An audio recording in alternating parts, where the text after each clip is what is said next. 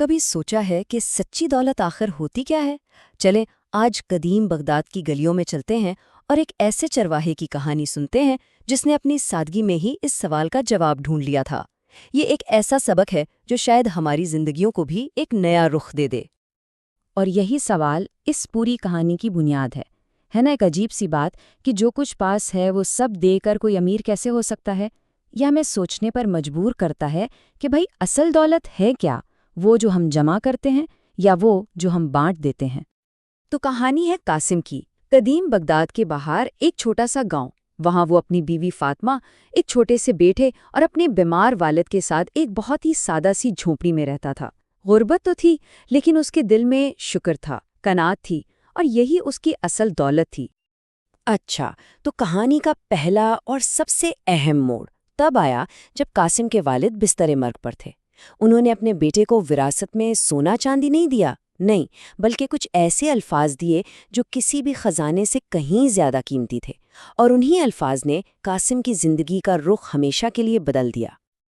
یہی تھی وہ وراثت جو قاسم کو ملی، کوئی زمین جائیداد نہیں، بس یہ چند الفاظ، اور یہی الفاظ اس کی زندگی کا اصول بن گئے، وہ وعدہ بن گئے جو اس نے اپنے والد سے ان کی آخری سانسوں میں کیا تھا۔ اور قاسم نے اپنے والد سے کیا وعدہ نبھانے میں ایک دن کی بھی دیر نہیں کی۔ وہ روز جنگل جاتا، لکڑیاں کاٹتا، انہیں بازار میں بیچتا، اور جو تھوڑی بہت کمائی ہوتی نا، اس میں سے بھی ایک حصہ غریبوں میں بانٹ دیتا۔ یہ بالکل آسان نہیں تھا، خاص طور پر جب اس کے اپنے گھر میں تنگی تھی، لیکن اس کا عزم پختہ تھا، وہ اپنے والد کا وعدہ نہیں توڑ سکتا تھا۔ لیکن جیسا کہ اکثر ہوتا ہے، ایمان کو آزمایا جاتا ہے۔ اب قاسم کی زندگی میں مشکلات کا ایک نیا دور شروع ہونے والا تھا، ایک ایسی آزمائش جو اس کے اس عزم کو جڑوں سے ہلانے والی تھی۔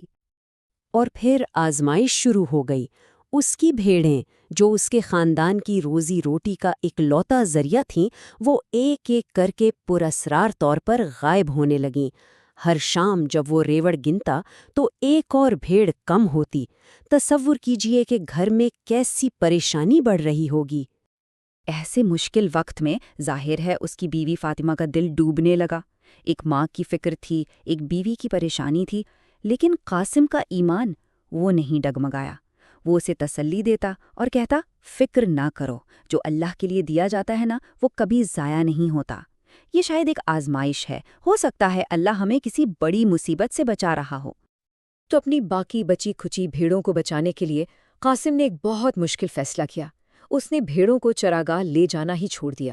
اب وہ انہیں گھر پر ہی رکھتا اور خود جنگل جاتا، نہ صرف لکڑیاں کاٹنے بلکہ بھیڑوں کے لیے چارہ لانے بھی۔ مطلب اس کی محنت اور مشقت اب دگنی ہو چکی تھی۔ اور جب مشکلات انتہا پر پہنچ گئیں، جب ایسا لگنے لگا کہ شاید اب کوئی امید باقی نہیں رہی، ٹھیک اسی وقت کہانی میں ایک ایسا موڑ آیا جس کی کسی کو توقع نہیں تھی۔ صبر کا پھل ملنے کا وقت اب آ گیا تھا۔ روز کی یہ مشقت اس کے جسم کو تو توڑ ہی رہی تھی، لیکن سوال یہ تھا کہ کیا اس کا حوصلہ بھی ٹوٹنے والا تھا؟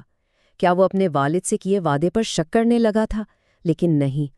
ٹھیک اسی لمحے جب امید کی شمع سب سے زیادہ ٹمٹما رہی تھی، قسمت ایک بالکل نیا باب لکھنے کو تیار تھی۔ پھر ایک شام جب وہ تھکا ہارا لکڑیاں کاٹ رہا تھا تو اچانک اس کی کلہاڑی زمین میں کسی سخت چیز سے ٹکرائی۔ ٹھک کی آواز آئی۔ یہ کوئی عام پتھر نہیں تھا۔ اس کے دل میں تجسس پیدا ہوا اور اس نے اس جگہ کو کھودنا شروع کر دیا۔ تھوڑی ہی کھدائی کے بعد زمین کے نیچے سے ایک پرانا لکڑی کا صندوق نکلا۔ اس کے ہاتھ کانپ رہے تھے جب اس نے پوری طاقت سے اس کا بھاری ڈھکن کھولا، اور اندر جو منظر تھا اس نے تو جیسے اس کی سانسیں ہی روک دیں۔ صندوق سونے کے سکوں اور انمول زیورات سے لبالب بھرا تھا، جو شاید صدیوں بعد روشنی دیکھ رہے تھے۔ اتنی بے پناہ دولت دیکھ کر قاسم کا پہلا خیال اپنے بارے میں نہیں تھا، نہیں، اس کا پہلا رد عمل تھا سجدہ شکر۔ وہ سمجھ گیا کہ یہ دولت اس کی نہیں بلکہ اللہ کی امانت ہے، اور اس نے وہیں اسی لمحے فیصلہ کر لیا کہ وہ اسے غریبوں اور ضرورت مندوں پر خرچ کرے گا، بالکل ویسے ہی جیسے اس کے والد نے نصیحت کی تھی۔ لیکن قاسم کے لیے انعامات کا سلسلہ صرف اس خزانے پر ختم نہیں ہوا، یہ تو بس شروعات تھی۔ اس کے صبر اور ایمان نے تو رحمت کے اور بھی کئی دروازے کھولنے تھے۔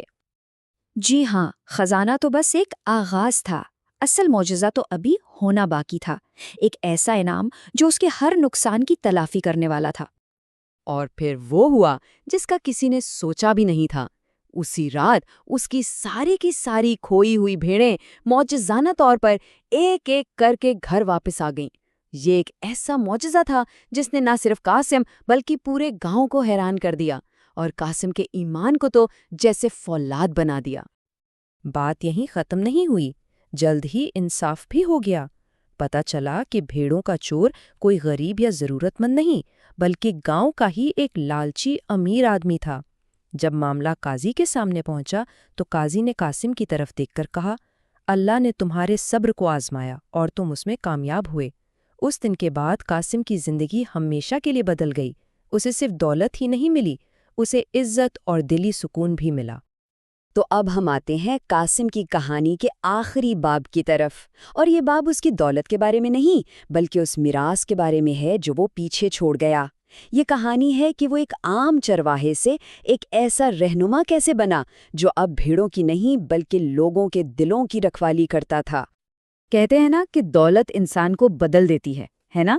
لیکن قاسم کے ساتھ ایسا بالکل نہیں ہوا۔ اس دولت نے تو اس کی اچھائی کو اور بھی زیادہ چمکا دیا۔ وہ پہلے سے بھی زیادہ عاجز اور پہلے سے بھی زیادہ سخی ہو گیا۔ کیوں؟ کیونکہ وہ ایک لمحے کے لیے بھی یہ نہیں بھولا کہ یہ سب کچھ اللہ کی امانت ہے اور اس کا اصل مقصد مخلوق کی خدمت کرنا ہے۔ اس نے اپنی دولت اپنی کمیونٹی کی قسمت بدلنے پر لگا دی۔ گاؤں میں پینے کے پانی کے لیے کنویں بنوائے، غریب والدین کی بیٹیوں کی شادیوں کا انتظام کیا، اور غریب بچوں کے لیے کتابیں خریدیں تاکہ وہ پڑھ سکیں۔ اور اس کا سب سے بڑا کام تھا بیت الرحمہ، یعنی رحمت کا گھر، ایک ایسی جگہ جو یتیموں اور بے سہاروں کے لیے امید کی ایک نئی کرن تھی۔ اور اسی لیے لوگوں نے اسے ایک نیا نام دیا، ایک لقب دیا، دلوں کا چرواہا، اور یہ لقب اس کے پورے سفر کا نچوڑ تھا۔ ایک ایسا شخص جو پہلے صرف چند بھیڑوں کی دیکھ بھال کرتا تھا، اور اب وہ پورے معاشرے کے دکھوں اور ضرورتوں کی دیکھ بھال کر رہا تھا۔ اور قاسم نے وہی حکمت، وہی نصیحت جو اسے اپنے والد سے ملی تھی، آگے اپنے بیٹے کو دی۔ اس نے اپنے بیٹے کو سکھایا کہ بیٹا، اصل وراثت یہ سونا چاندی نہیں، اصل وراثت تو لوگوں کے دلوں میں محبت اور ان کی دعائیں ہیں، کیونکہ یہی وہ چیز ہے جو ہمیشہ باقی رہتی ہے۔ تو قاسم کی یہ کہانی ہمیں واپس اسی سوال پر لے آتی ہے جہاں سے ہم نے بات شروع کی تھی، لیکن اب یہ سوال صرف کہانی کا نہیں بلکہ ہم سب کے لیے ہے کہ دولت کا اصل پیمانہ آخر ہے کیا؟ وہ جو ہم اپنی زندگی میں جمع کرتے ہیں، یا وہ جو ہم لوگوں کے دلوں میں اپنے پیچھے چھوڑ جاتے ہیں؟